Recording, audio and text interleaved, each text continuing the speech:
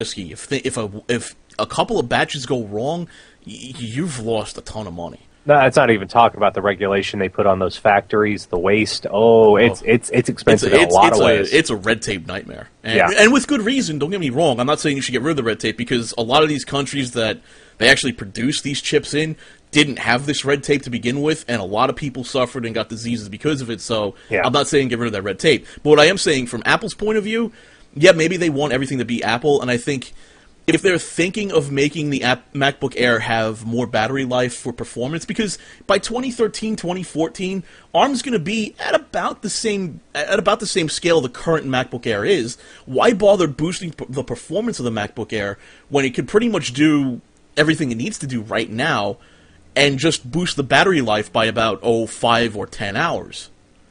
I could see that being a nice marketing gimmick from Apple. I was on the Ars forums when the news broke. You're probably right, because goddamn, the Apple people will settle for anything just as long as it's got that Apple on it. I swear, it's insane. Dude, you have to think like an Apple fanboy when you're thinking about this. Steve Jobs will come out at the WWDC. The WD. I think it's the WWDC. I got these acronyms. Anyway, the Apple Developers Conference. He'll come out and he'll announce the new MacBook Air line for them. And he'll say, "Oh, by the way, do whatever you want, because it has a 30-hour active battery," and people will go nuts over it. They say, the power isn't great, but my God, look at the battery life. I was watching people right now trying to tell me the advantage of a Macintosh laptop with the fact that it's got a magnetic power connector and a backlight keyboard. You're the first person, Ash, that I've ever heard anyone call a Mac a Macintosh. I remember back in the days. My day when they turned yellow. I remember when it was Macintosh 3. I'm sorry, that was off topic, but damn. I played Karate Fighter on an Apple IIe, man. Don't even go there. Dude, I played, what was it, Lemon Stand, I think. And I remember when Macintoshes were Macintoshes. Oh, those magnets, how do they work? But no, I mean, could you guys not see this being a great marketing gimmick from Apple, saying, hey, it's got the same exact performance as last year's MacBook Airs, but it's got a 30-hour lifespan now, and that's active lifespan. Standby, it can stand by for a year. They could actually increase the battery size and get more time out of that, too. Yeah. Apple is nothing if not marketing. You remember when the iPad 2 came out, and they wouldn't say a word about how much RAM it actually had? They just said it had sufficient RAM. Sufficient RAM. They played up everything else, but whenever anybody asked about the RAM, they said it's got enough RAM for whatever you need to do. How much RAM did it have again? I think it's got. It said it's got a half a gig. It's like 512. Yeah. So what was the regular iPad then? 256. Yeah. Oh, so they doubled that. But that's at the same point where you've got Android tablets with a gig, but they weren't good at. It's got enough. It's got enough. You don't need more than that. What? Why? I want to do stuff. We're Apple. We're Apple. You don't need any more. Doesn't your operating system take up some RAM? Oh, but it's not enough. Don't worry about it. Oh. Well, they're solid state inside anyway, drives, right? So RAM's almost not even... Oh, yeah, just what I want to do. I want to have random access on my solid-state drive. Just wear out the write sectors even faster. No, I mean, for that, you probably only do need 512, actually, if you think about it, because the solid-state is pretty damn quick in access. But yeah, the only reason I'd ever give that credit, Nash, is because it's Apple, and that would be just a beautiful marketing gimmick from them. Yeah, that's true. It's true. I don't think it's going to happen myself. Something about that irks me. Just buying a brand new MacBook Air for what, $1,400 and getting the same exact performance out of it from last year's model, only just getting more battery life out of it. No, that would be Apple's MO. Don't get me wrong, but from my standpoint, I wouldn't do that. Yeah, not at all. Something interesting coming out of Mozilla. The general counsel to Mozilla, Harvey Anderson, says the Department of Homeland Security contacted them about removing the Mafia Fire add-on that redirects visitors from seized domains to new sites, but asked that it first legally justify the request. I don't like Firefox anymore. It has been a nightmare for me. But Mozilla as an organization, they continue to impress me. They had a big swinging pair on that one. I gotta applaud. That was really pretty nice. That was amazing. The U.S. Department of Homeland Security contacted Mozilla, the ICE Homeland Security Investigative Unit. I believe that's the Customs Enforcement Unit. Yep. Alleged that the add-on circumvented a seizure order the Department of Homeland Security obtained against a number of domain names. Mafia Fire, like several other similar add-ons already available through AMO, that's the Mozilla add-on repository, redirects the user from one domain to another, and basically says it allows you to uncensor illegally taken down domains. What was it? There's a classic quote. It said, the internet regards censorship as damage and routes around it. It manages to find a way to do it. If it's not through the domain registrars themselves, then it's through add-ons in the browser that redirects you to another IP address. I just sometimes it just makes me wonder, if you're going to take down a domain name like demonoid.com or something like that, why? Because the people who go there, they're already savvy enough to go find it somewhere else. I think that the people who are trying to enforce this stuff really just don't understand what they're trying to enforce. I really don't think they understand it at all. The ACLU weighed in on the news. They praised Mozilla for their decision to demand that the Department of Homeland Security justify its request rather than blindly kowtow to the government demands, as usually seems to happen in most cases. Now, there were 11 questions for the Department of Homeland Security, which I believe have still gone unanswered. The first question being, have any courts determined that MafiaFire.com is unlawful or illegal in any way? If so, on what basis? Please provide any relevant rulings. I can't answer that question. I think that's a no. What happened with the whole the takedown things of all these? Basically, it was sites that were either restreaming stuff or questionable legality. Right. There was I think it was ATDE.com or something like that. Yeah. They were streaming, I believe, NFL games, right. WrestleMania, stuff like that. Now, and some of them that were taken down weren't infringing at all. Now, some of them were questionably legal. Some of them weren't legal. Some of them were legal. But what got everybody up in arms was ICE acted unilaterally. It had no court order. It had no active authority. It just had the means and the might to do it. I swear, the Department of Homeland Security is becoming the secret police of this country, and it's scary. They grabbed all these domains and they put up these, this has been seized. They left people with no recourse to reclaim their domains. There was no court involved in this process whatsoever.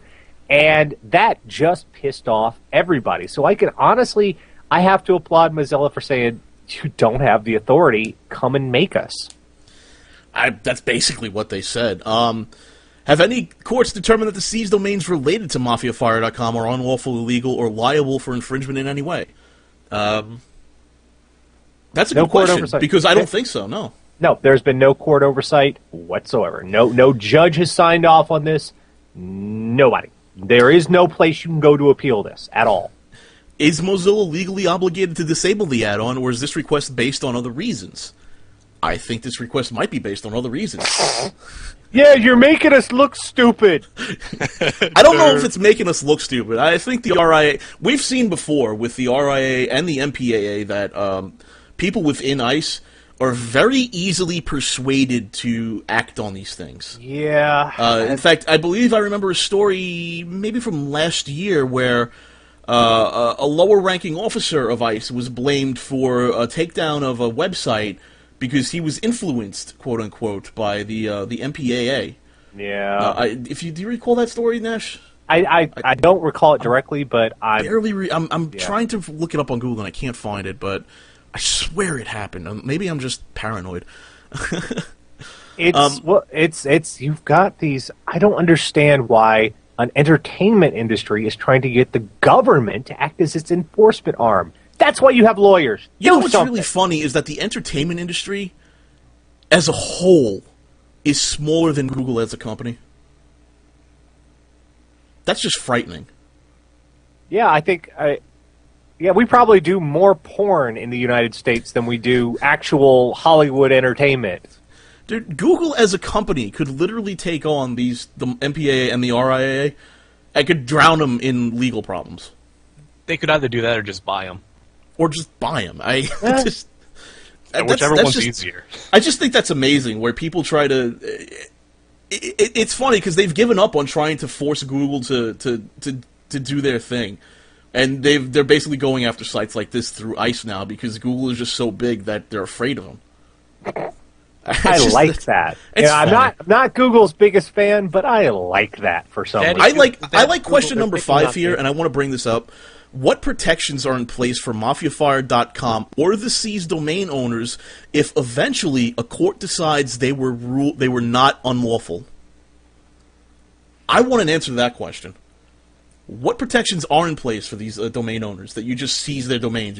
What's the process for them getting it back now that the court has ruled that they're not unlawful? There is none. There presently is no. ICE just said, we're going to do it. There was no procedure in place. There were some that were seriously had nothing to do with infringing. I mean, completely innocent. But ICE said, oh, that looks shady. Take it the fuck down. Has the government communicated its concerns directly with MafiaFire.com? If so, what response, if any, did MafiaFire.com make? No, and therefore, they did not make a reply. Well, if they did, they probably got this noise. They probably got a fart noise through the phone. I'm one developer. Fuck you. Fuck you. That's pretty much what it was. Yeah. Oh, man. Speaking of screw you, T-Mobile USA lost a record number of subscribers in the first 3 months of the year after the buyout of AT&T for $39 billion. Or buyout by AT&T. The announced intention to buy out, because it's not solid yet. It's not solid yet. It's the announced intention. T-Mobile, the smallest of the 4 national carriers. There's 4 national carriers in the United States, ladies and gentlemen. 4. That's not competition. No. Lost a net of 471,000 subscribers on contract-based plans. It was able to add subscribers through wholesalers who pay much less than contract signings customers. Still lost 99,000 overall, almost 100,000 subscribers overall. That's not good. It's a record loss for T-Mobile. There's just for testing the water. There's that's no bright really spot in that number. Now, here's the part that's just infuriating. AT&T is using this to say, see, T-Mobile is going under. We must save them. FCC, let us save T-Mobile. When the fact is, when T-Mobile subscribers heard that AT&T might be taking over their plans and their service, they ran for the hills. That's why people are leaving, because AT&T was looming over them. I know for myself, personally, I left T-Mobile, for 2 reasons. 1, $80 a month for 2 gigabytes of data a month is ridiculous. And 2, I heard about this T-Mobile deal, and I was like, I'm gone. I want nothing to do with AT&T. I live in New York City. AT&T in New York City is a piece of crap. I jumped ship. I was like, I'm out of here. I want nothing to do with them. The irony is AT&T, by announcing the buyout, even if they don't get it through, the damage they've done...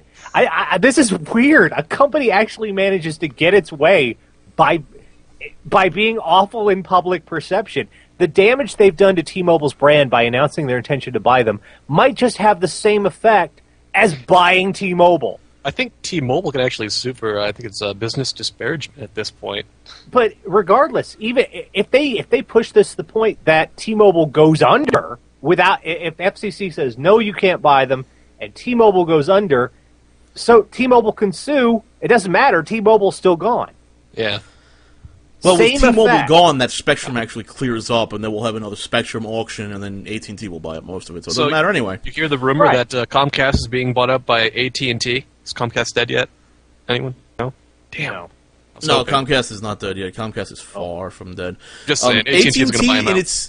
AT&T, in making an argument for letting the FCC approve this merger, says that it, aside from the other national carriers, of which Sprint is negligible compared to AT&T, and they only really compete with Verizon, who it's really not competition because when you look at the two plans, they basically cost the same anyway.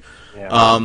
They compete really. The real competition is with the small regional carriers. Metro PCS and Leap Wireless added more than 1 million customers combined in the last quarter.